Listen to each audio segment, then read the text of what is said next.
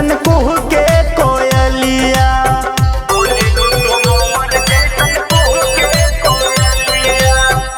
चलेलू चाल जैसे हीरोइन के चलिया, बोलेलू तुम और जैसन कुह के कोयलिया।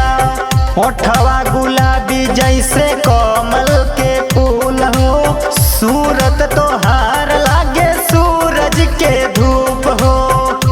दिल कुह के ला तोहरा के पाके गोरी, बाकी मिलबू त दिलवा समा जाई हो।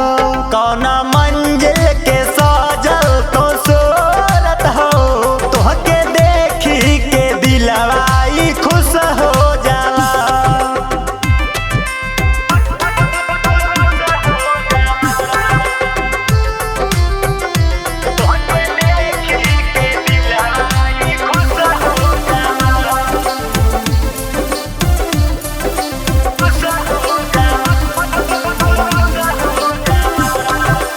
रूपवा हो तोहर जादू करल बा, नेहिया के बंधन में मन उमड़ल बा।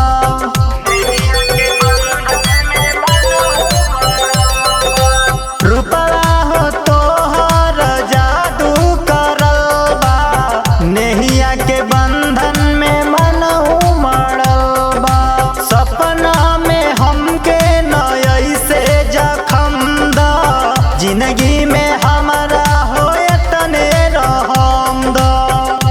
हमरे नैया में एक बेर लिपट जाए जान, बड़े रतियाई जोरिया तो आ जाई हो।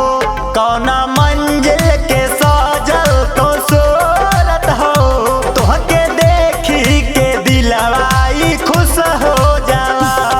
Krishna recording studio, Delhi.